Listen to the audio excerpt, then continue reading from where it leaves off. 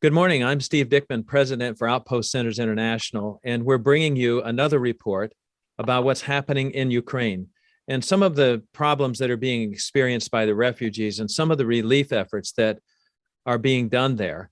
Your generosity has been a huge blessing, and we want to stop at this point and just say thank you in a special way to all those who have contributed to what's happening there in the Ukraine and the ministry to those who are hurting. Thank you again. We're praying for God's blessing on you.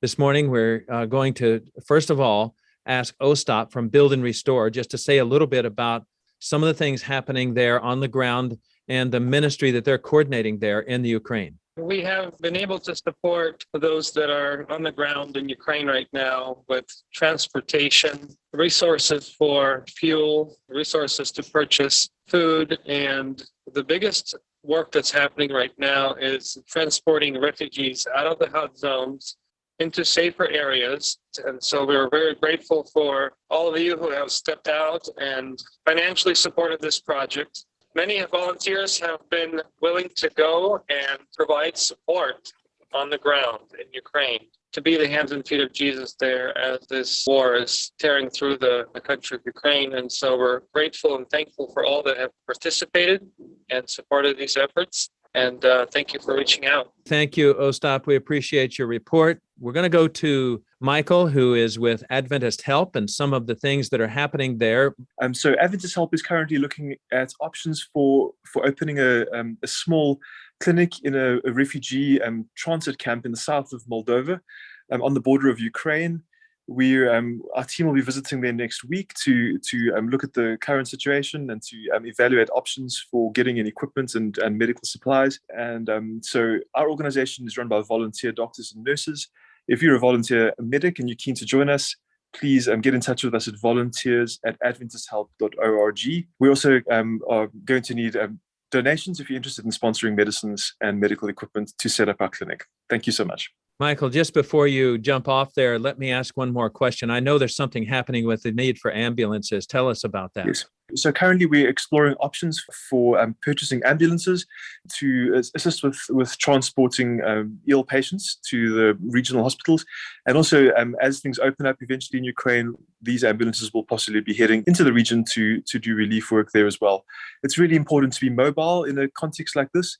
And ambulances are not that expensive, so we are hoping to service these communities. Patient transport is a problem. We had that in Greece, we had that in Iraq, where we work, and transferring sick people in a situation where the local resources are completely strained is really important. So ambulances are one of our focuses, and that's what we're looking at. I'm going to go to Alexei. Alexei, you're there, you're on the ground, you're communicating with people inside Ukraine. Tell us what things are happening there. Well, our home health center is located in a safer area of Ukraine. And so we are receiving people fleeing from Kharkiv, Kyiv, and Mariupol. We even got a family of 13 people. They lost everything and they fled from Mariupol. They are one of those not many lucky people who got out of the besieged city. And so our home is hosting about 100 people. And we are thankful that we've been able to purchase enough food and also to provide support to the staff so they continue serving these people. So thank you so much. Dr. Dan, talk about some of the things that are happening there in Romania to help provide relief from the Romanian side and how the Romanian church is responding. I think in connection with Adventist Help, there is a group right here near Hergelia. One of our staff, the director of the nursing school, is involved in refurbishing that bus for refugees.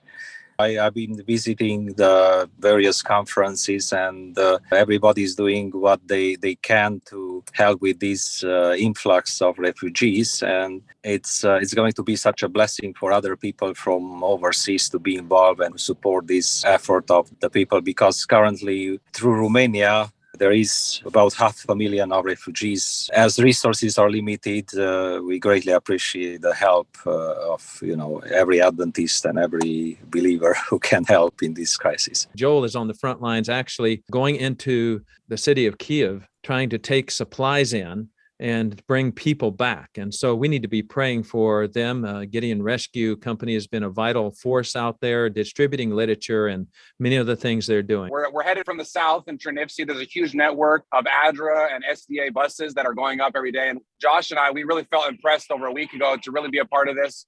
We'll be staying and picking up things in the north near Kiev. And then we'll be traveling another 1,000 kilometers tomorrow into a town that's unreached to deliver goods as well as pick up refugees. We really feel God has called us to this. We're not here because we necessarily want to, but because God has laid a burden on our heart. One of the organizers, he said that they spent $9,000 on gas in 1 week. There's just so many things, vans breaking down. And so we've already been able to raise about 20,000. And with that, we're going to be able to purchase vans and pay for supplies and gas. So I just want to say thank you for the donations. Thank you for the prayers. We appreciate it. We're going to be praying for you and the team there. Thank you for sharing with us today. We also have with us today Steve, who is coordinating some work for men and potentially reaching into the Ukraine. Steve, tell us what the plans are and what you know right now. So we're coordinating with Southern Adventist University, Amen, and with Alan Parker. He just came back, and we're trying to plan a trip for 2 weeks from June 5th to the 20th. We're planning on the border of Ukraine in Romania with the churches there. And then we're taking a medical team, and we're taking other students who will be supporting them, and also an outreach. And we're going to work there for a week. And if possible, we'll transition to Poland to help the people on the border there.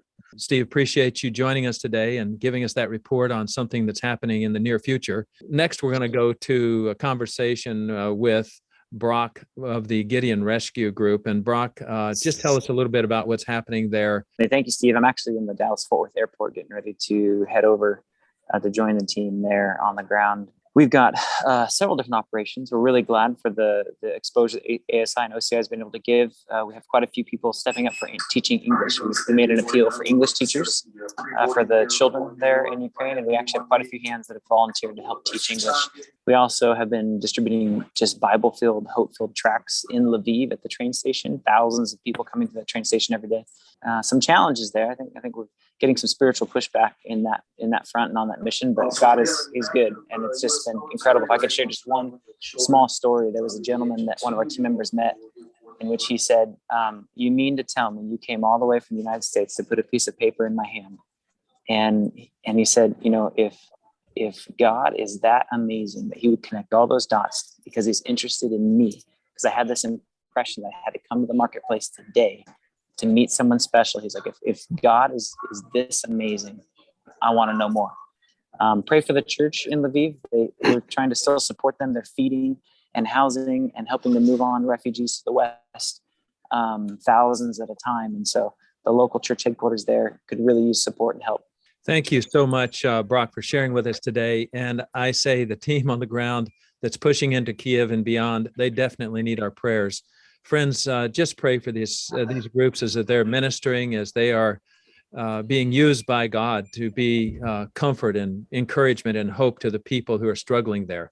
Dr. Durson, maybe you can just tell us a little bit about the refugee situation there and the orphanage situation. Yeah, we took a medical team in. We had 3 physicians, 2 nurses, multiple paramedics and EMTs.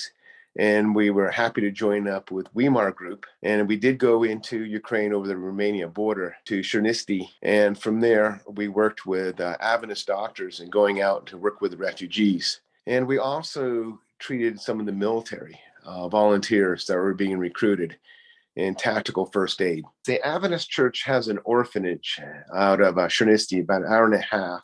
And they have about 150, 200 refugees there. But there's orphanages around Kyiv that need to be evacuated. So they accepted 151 orphans, and they're looking at accepting another 300 orphans. And it was really neat actually to see Weimar's group, even though these were students, they would work with the orphans and play with them and just have fun with them. And it really lightened and made these kids' day doing that.